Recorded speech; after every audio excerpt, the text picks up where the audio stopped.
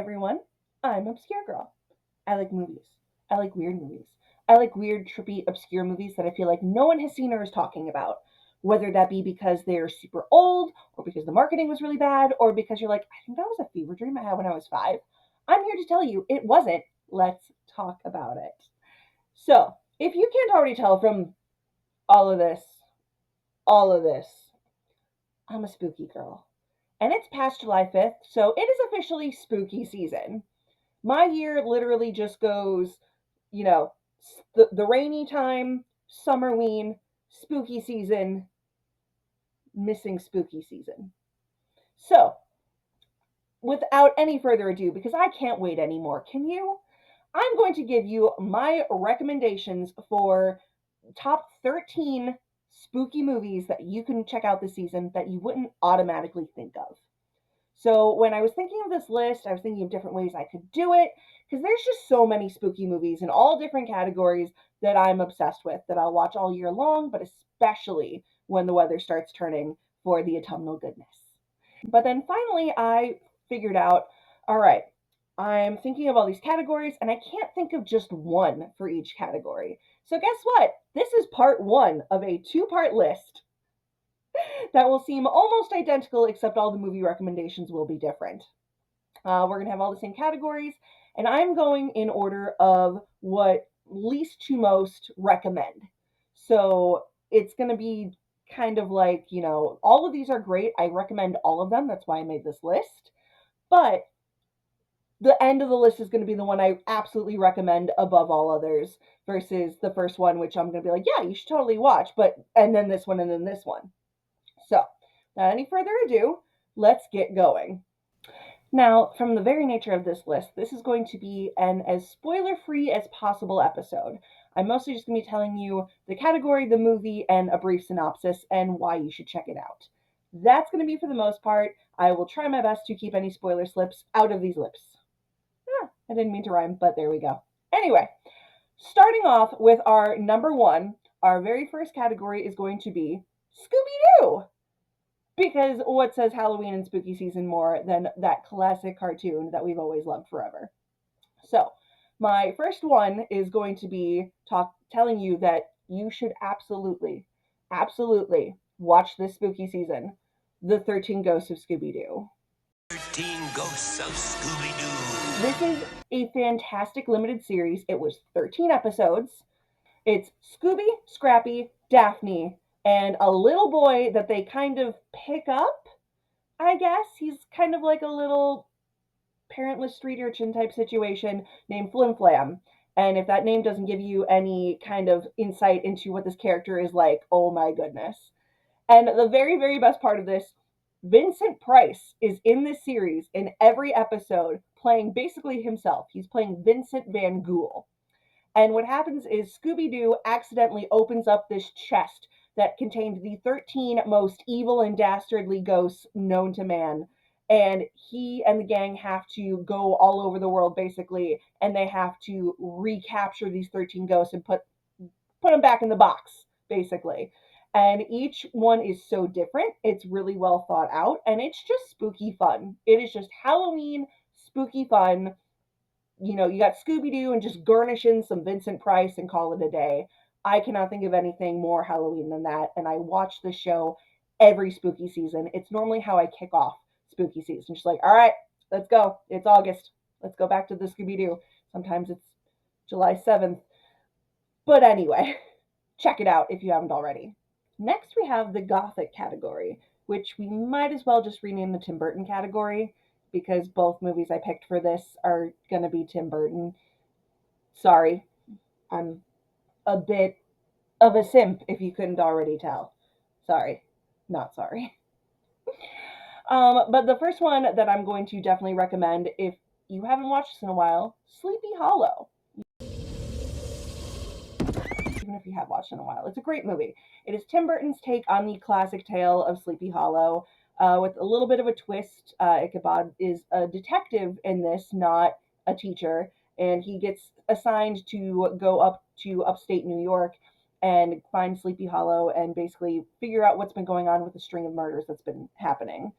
And when he gets there, he meets Christina Ricci in one of her prettiest roles. Also, just very melodramatic and amazing, and I love her so much. This whole movie just has oozing gothic atmosphere in the best possible way. I love it from start to finish. And the story itself is actually really well done. Ichabod is still Ichabod. He's still a bit of a coward, but a lovable one that we're rooting for. And Miranda Richardson in this. Also, you have like the four town elders, which I'll put their names down, but you've got Dumbledore, you've got Alfred, you've got Geppetto from that one version of Pinocchio with Jonathan Tyler Thomas, and you've got Lydia's dad from Beetlejuice. Oh my god. This cast is stacked, the movie is fantastic, and the atmosphere is just so cozy. So definitely, if you're looking for some gothic fun, Sleepy Hollow. Our next category was one that was really kind of fun for me to figure out: radio horror, meaning these movies that either directly reference or just, okay, they both directly reference, but also have the very vibe of an old radio horror show that you would listen to as opposed to watching pre TV being a big thing. And the first one that I'm going to recommend here is one I just recently saw for the first time. I had that recommended to me and I loved it, and I've watched it 4 times in like a week. And that is The Cat and the Canary. This is an old black and white movie that is based off of an old silent movie that is based off of an old play. So already you've got oozing history here. Bob Hope. So like a super young Bob Hope. And I don't even expect the younger viewers to actually really know who that is. But he was a big deal in comedy back in the day. Some might say the biggest deal in comedy back in the day, and he plays super young in this. And it's just this classic kind of story. This group of people is showing up at this New Orleans in the swamps mansion that is definitely, looks super haunted. Has this creepy but gorgeous housekeeper, and they all get together 10 years after their distant relative passes away, and they're reading the will at midnight.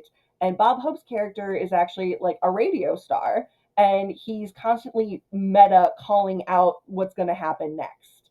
It's very much like, all right, where's the leading lady? Oh, well, now's the part where, the leading lady gets named sole inheritor.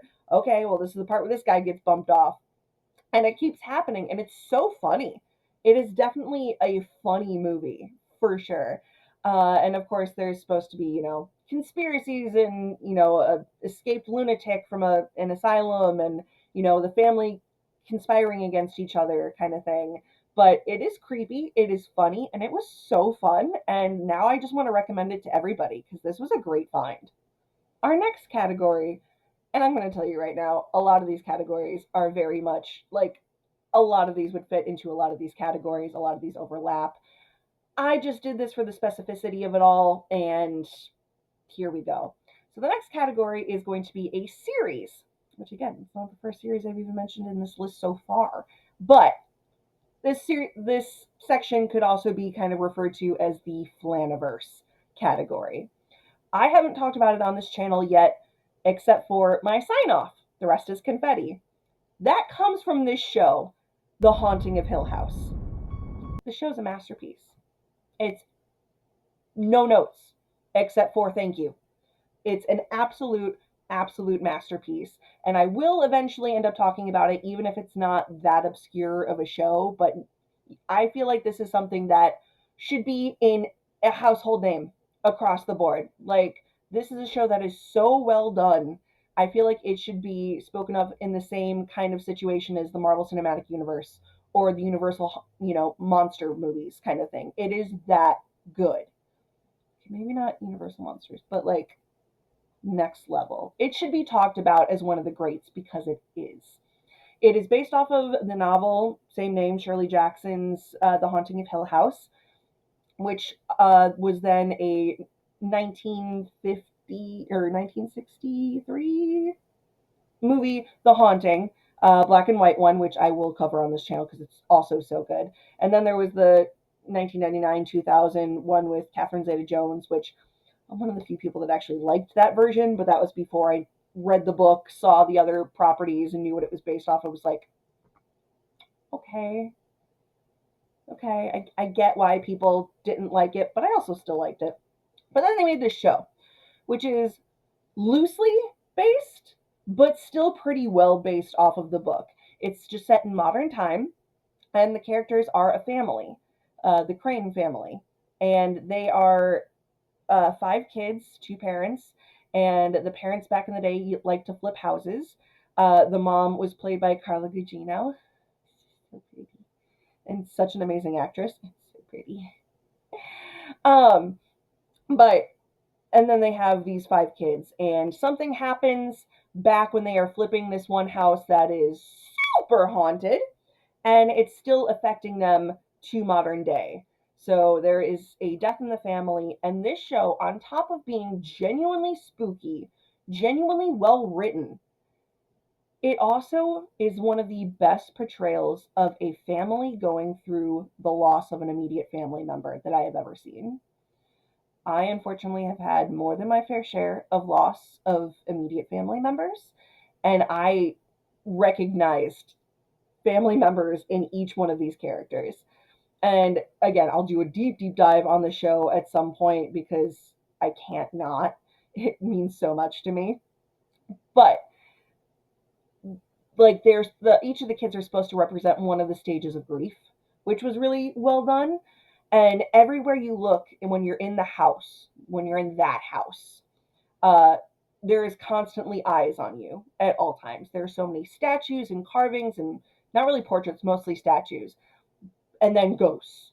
So there is constantly like just hidden ghosts just hanging out in the background, and they had to have like there were several videos on this platform itself talking about the ghosts that you missed just mid conversation in this show.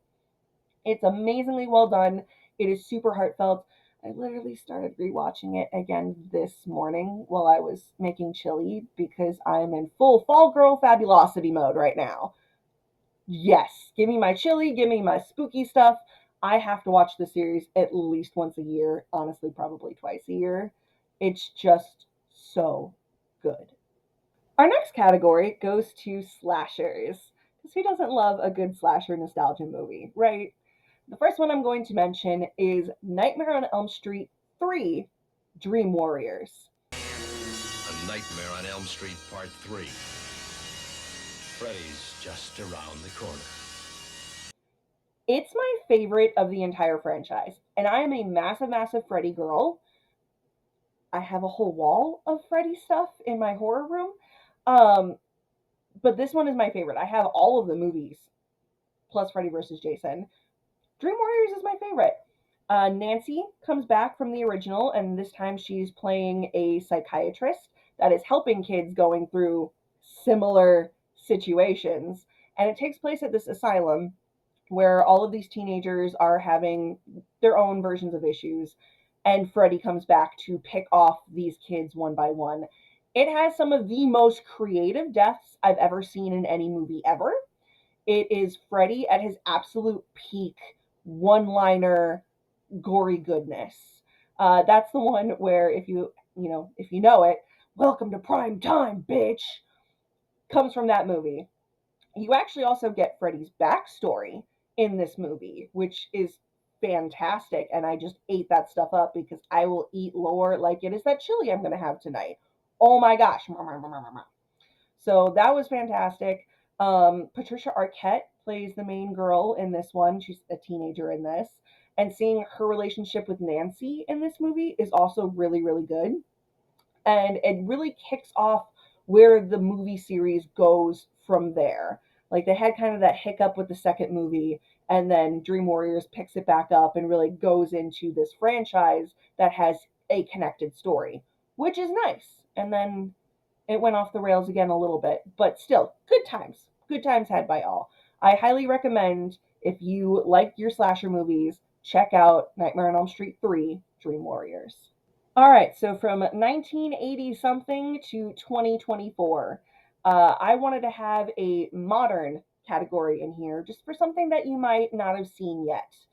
And I have to, have to point out Beetlejuice.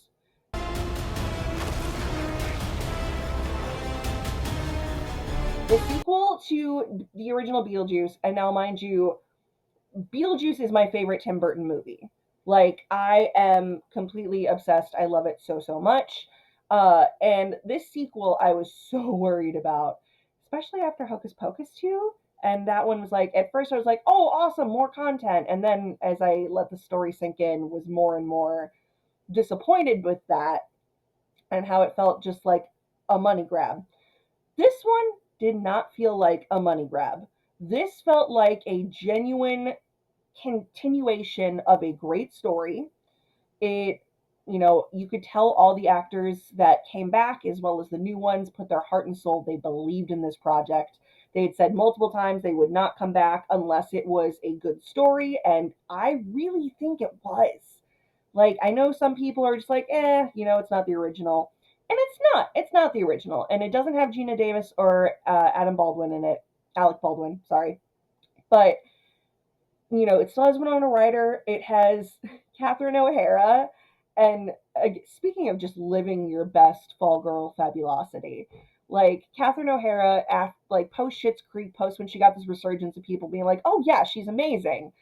She gets to come back as Delia and be all of that, and that's so great. There's like a couple of different storylines going on in this, which there were kind of in the original too. There might be a couple extra ones in here, and there's a lot more Beetlejuice than there was in the original. The original Beetlejuice movie had like, what was it, like 5-10 minutes of actual Beetlejuice in it. This one, he's in it, and also as a fangirl of shipping Lydia and Beetlejuice, like I have my whole life. This was great. This was this felt good. And it got me hooked on a new song, go figure. So if you haven't checked it out yet, or if you have and weren't sure about it, give it another try. Like, I really think Beetlejuice is a return to form for Tim Burton, and I think it is a good continuation of a great story. Our next category is the most niche category I could possibly think of, honestly. But this next category is based on a Disney ride. Now, I'm not going to tell you what you're about to think. It's not going to be both videos having Haunted Mansion, because this video has Tower of Terror, which is not on Disney Plus yet. I have it on DVD that I bought in the gift shop for the actual Tower of Terror in Florida.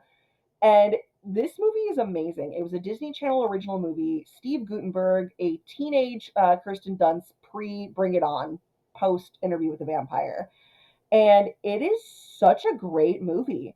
It gives backstory to the ride and what's going on with that. And I'm just really surprised that this movie isn't on Disney Plus and isn't more known and remembered and popular, because it was really good. It was a genuinely creepy movie. Like, there were some actual scares in this. There was a lot of nods to the original ride. Yeah, it could be a little cheesy at times. It was a decom, but still, like, in a really good way. Like, in a you want that spooky, campy goodness kind of way. And like, I'm gonna do a deep dive on this movie, but just a quick synopsis. So Steve Guttenberg plays a tabloid writer and photographer. He's constantly making up fake stories. He's constantly using his niece, played by Kirsten Dunst, in his stunts and things like that. But he used to be a genuine like journalist, but ended up becoming, kind of his reputation ruined, and ends up getting kicked off of the paper he was on, so that he gets brought this story by this older lady of what really happened the night of this great catastrophe at the Twilight Tower of Terror, as it is now called, where Sally Shine, who is basically like this Shirley Temple kind of character, and four other people in this elevator mysteriously disappeared. The elevator crashed, but they never found any bodies. And so this place has been closed and supposedly haunted ever since. So Steve Gutenberg and his niece go in and try and figure out the story, try and make a name for himself again. They don't count on stumbling across the actual ghosts that are still very much there and still stuck and can't get up to the top floor, to the Tip Top Club, where this party they were supposed to get to all those years ago is still going on every Halloween. It's a great movie. It's a good story. It can be cheesy, yes, but overall, yeah, it's really good. I'm gonna do a deep dive at some point, probably this month. Why not? And yeah. Next category, because it had to make it onto this list somewhere, musical horror. If you've seen my top 10 or top whatever horror comedies, top 20 best horror comedies, you definitely know I'm already going to talk about this. Scared Stiff. This was a Dean Martin and Jerry Lewis black and white film, which has a fantastic, just all over the place kind of story, but it makes perfect sense as you're going along with it. So basically, Dean Martin is a lounge singer. His best friend, Jerry Lewis, he gets a job as a waiter, but he's constantly screwing things up, of course. And Dean Martin, unbeknownst to him, ends up involved with the mob boss's girlfriend. And then Jerry Lewis tries to get him out of trouble, and then that doesn't go well. And then Dean Martin tries to go get him out of trouble, and that doesn't go well. And they end up on this big cruise ship with this other beautiful woman who is going to check out an island that she inherited in Cuba, known as Lost Island. And she's getting a whole bunch of death threats and all of these like voodoo warnings and things like that. And then Carmen Miranda shows up, and there's a lot of musical numbers with her too. The soundtrack is fantastic. The whole feeling is just fun and creepy, and it literally goes from being like a mobster story to a haunted house with zombies story. And it feels totally natural as you're going through it. You're just there for the ride, honestly. And it's really funny and it's really fun and it can be genuinely creepy at times too. I could not recommend this movie high enough. It's wonderful. Please find it. Our next category is kid witch film. hmm I got a little niche, and honestly, just having one witch movie per video is not going to be enough for me. Shocker. But this movie is The Worst Witch, The Worst Witch. It takes more than hocus pocus to be one. starring a young Veruza Balk. This was a British film that I think was a made for TV movie, honestly. And it has a very young Diana Rigg, so Lady Olenna Tyrell from uh, Game of Thrones, before, back when she was still young and elegant and fabulous. Exactly 3 minutes. Not that she wasn't all the way up through Game of Thrones, because she was definitely one of my, if not my absolute favorite character in that show. But it also has a very, very young Tim Curry, which you might know this movie just because around Halloween you see the clip of a young Tim Curry with a, long white cape singing about how great Halloween is. That came from this movie. Your blood begins to run. Something spooky's going down. It has young Veruza Balk, so right after Return to Oz, and she plays Mildred Hubble, who is going to a witch school, but she keeps messing up. She has a lot of natural talent, but she's constantly making mistakes. Diana Rigg's character is one of her professors, kind of almost like a lady Severus Snape because she hates her. She's constantly trying to get her kicked out of the school. Caroline Ray plays the headmistress, and she also plays the villain, who is her evil twin sister. It is cheesy and campy and adorable, and you might be able to watch it on this very platform. You didn't hear it from me. It's a really, really cute, fun film, and just even for the Tim Curry scene alone, he plays the Grand High Wizard. It's just so cute and fun, and I love this movie. Please check it out if you haven't seen it. It's definitely one for the whole family. For our next category, because there was no way we were getting through any kind of spooky season watch list recommendations without me throwing this on there, adult witch film. And of course, I have to first and foremost shout out Elvira, Mistress of the Dark. My hero, my leader, my idol, my everything. Cassandra Peterson as Elvira, Mistress of the Dark, in her original kind of backstory film, where she plays herself. She plays a horror hostess that shows bad horror movies and talks about them and makes all these funny jokes while looking gorgeous and sexy in a gothic studio. Hello, darling. It's me again, yours truly, Elvira. And she really wants to have her own show in Vegas. She wants to be a headliner in Las Vegas. And so she ends up inheriting this house from a great aunt she didn't know she had, and starts learning more about her backstory, learning more about herself, while also having to live in this small town that is anti fun and definitely anti Elvira, except for the teenagers that she then influences to help her out, and finds out she has a great uncle who is definitely not an evil warlock trying to find her, recipe book that she inherited and try and, take over the world that way. Absolutely not. That'd be preposterous. It is funny, it is gorgeous, and it is the movie that made this. Like, I saw that at a ridiculously young age, and I will recommend it until I die. It is a wonderful movie with a wonderful, wonderful main character. Unpleasant dream. Our next category is Monster Mashup. Again, if you saw my top 20 best horror comedies video, this one also has to get in here somewhere. Abbott and Costello Meet Frankenstein.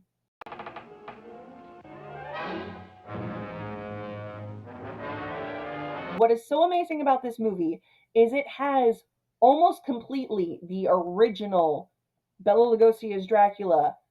I almost said Lawrence Talbot. Lon Chaney Jr. as the Wolfman. It does not have Boris Karloff as the Frankenstein monster, but it has probably the second best interpretation of Frankenstein's monster, I would say. And for the most part, you almost wouldn't even notice that it was someone else because he was just really, really dead on with it. And this is a movie about, Abbott and Costello play two bag check guys, Wilbur and Chick, and they end up having to deliver what they think are the wax versions of Dracula and Frankenstein's monster to this wax house of horror. Turns out it's the real thing, and they're just using this shipping company and this, wax museum guy to get into the country, basically. And then they escape and try and take over the world because why not? And who else can stop but our two lovable heroes with all the slapstick comedy you could ever possibly want? It is black and white. It is hilarious. It is the closest thing to a live action Scooby Doo feel of a movie than I could ever possibly imagine. It has even a lot of the same tropes as like only the one guy keeps seeing things, and then when, the straight man actor shows up and wants to see it, it's all gone until like the very end, of course. So it is a great, great movie. It has a couple of, twisty things and, a couple monkey wrenches. There ends up being a love triangle kind of situation that isn't even really a love triangle. It's really, really fun.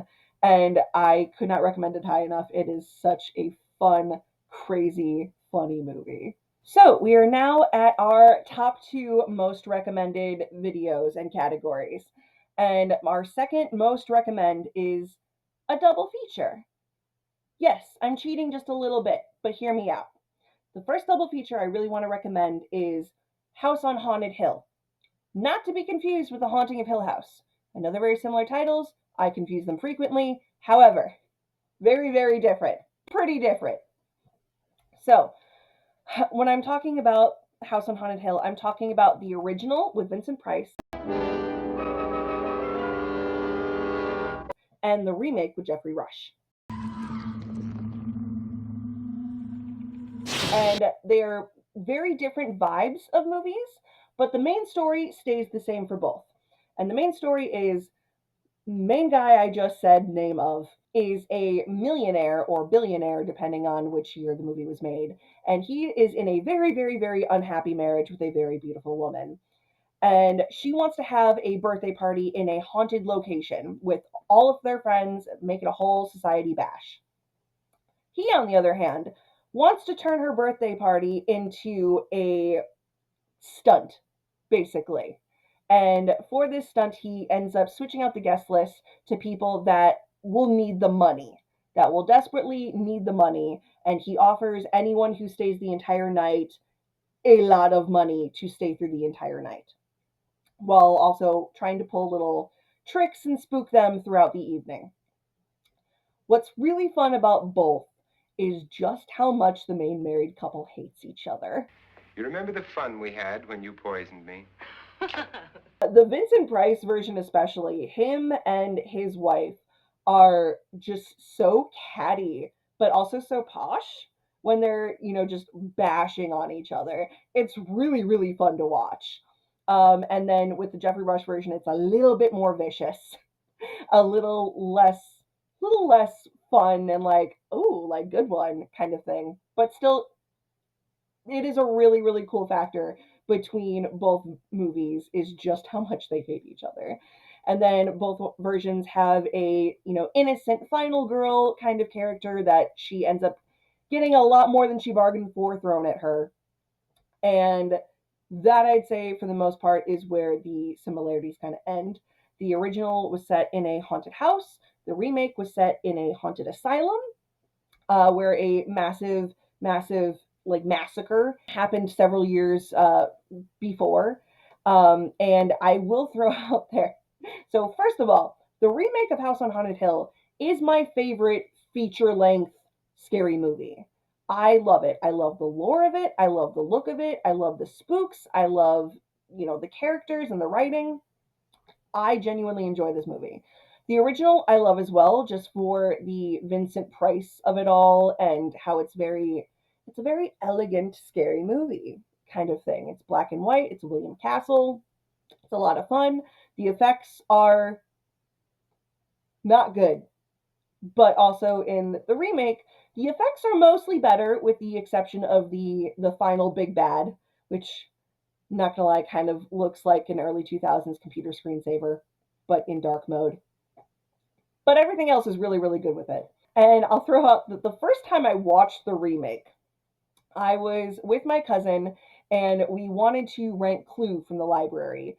And the library didn't have Clue, but it had a movie called House on Haunted Hill. And we thought from that title, it must be super similar, right? And we're both really young kids, we're in single digits.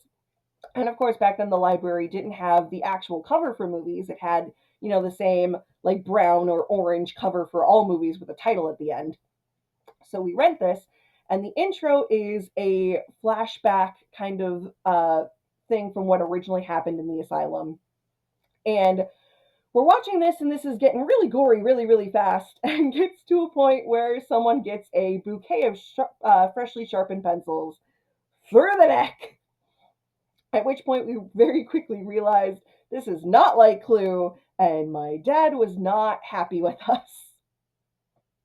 But then, of course, years later, I finally got to watch the whole thing and just need to close my eyes at that scene and, have trouble looking at pencils to this day. But really great movie, really great characters.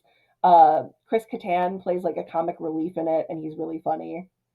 And I super, super recommend this movie. Both of them. Now, for the category I absolutely recommend the highest, the movie that I say you absolutely need to check out this spooky season, or should I say movies? Because if the last category was a double feature, this one is a three-parter. And the movie I'm going to recommend that comes in three parts is Rose Red. Stephen King's Rose Red. It's a Stephen King miniseries that no one talks about. However, it is my favorite scary movie of all time. And yes, I know I just said House on Haunted Hill was my favorite. I said it was my favorite feature-length scary movie of all time. Rose Red is, like I said, a three-part miniseries that I will watch like a 5.5 hour movie because I love it that much. It is that good. It has Kimberly J. Brown as one of the main characters who plays an autistic girl with crazy psychic abilities. This show took a lot of inspiration from The Haunting of Hill House by Shirley Jackson and even quotes it in multiple scenes. But it is basically about a research scientist that wants to prove the existence of ghosts. And there is a very, very, very famous haunted house in, of course, Maine, because it's a Stephen King movie, called Rose Red, that was owned by a oil tycoon and his very eccentric and unhappy wife. And the great grandson of the owners is dating the research scientist lady, Joyce Reardon. and she ends up, he rents to her the house for the weekend. So she brings in all of these people with psychic abilities, all different kinds of psychic abilities, and she wants to jumpstart the house into coming to life again, basically, because she keeps saying, "Oh, it's dormant, it's a dead cell, it's had no energy to feed off of for decades, so now it's totally safe to go there." But she's secretly wanting the house to come back to life so she can get reports, so she can get data, and so she can write a book and become famous and become justified, because she is really harshly picked on in her field at her college for being a paranormal researcher and even hosting a paranormal research class at the college. And there, especially the head of her department, is just mean. He is so scared of the unknown. He is so mad because she's flaunting this in his face. And he just ends up being really, really, really awful of a character. And so he wants to try and sabotage her. And then as you go into it, this movie has so much lore, which, as I said, give me the lore. It has so much lore. It goes into talking about why the house is the way it is. It's kind of a fun house. It's very based off of like the Winchester Mansion with all of its, different tricks and crazy stunt rooms and everything like that to try and trick the ghosts, and also just for fun. It goes into some of the people that have been, that have died there. Lots and lots and lots of people have died and or disappeared there. And the look of these, we'll call them ghosts, because they come in multiple stages. They have like a ghost form, and then they have a very deformed, almost zombie-like look that horrified me for the longest time. Just the whole decrepit, deformed bodies thing was really, really messed up with me, and it really nails that, I would say. And you've got all these different kinds of psychics. I will do a deep dive in October for this movie for sure, so I won't go too hard into it. But last I checked, it was on Hulu or Disney Plus slash Hulu if you've got that bundle, because I know I do. And I really, really recommend watching this. The characters are great, the lore is amazing, and just the look and feel of this house when they finally get into it. It's such a fun place for them to hold this movie. And, all of the psychics have their own kind of backstories a little bit. But it's mostly focusing on Annie, played by Kimberly J. Brown, who is a powerhouse of psychic energy and telekinesis.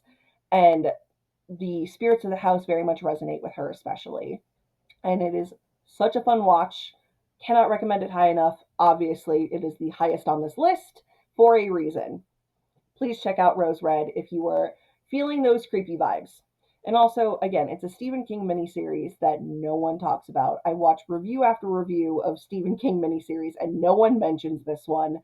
And for some reason, it almost hurts my feelings because it's so good. So, that has been my recommendations for this year's spooky season that you wouldn't automatically think of. Thank you so much for watching this list. Please, if you haven't already, subscribe to my channel. Please like the video. It really helps me out and goes a long way. Also, please check me out on Patreon. I have a Patreon. It's really cool. The description is in the link. The link is in the description below. I can talk. But it really, really will help me get this channel going. I've already got some lighting stuff and, some new things going on with that. I really want to get a new microphone for this channel, if nothing else, and maybe some blackout curtains. But please check out my Patreon. It'll have exclusive content, and you get a shout out for joining my Patreon in each video, which, kind of cool. Treat yourself. And thank you so much for watching. I've been Obscure Girl. The rest is confetti.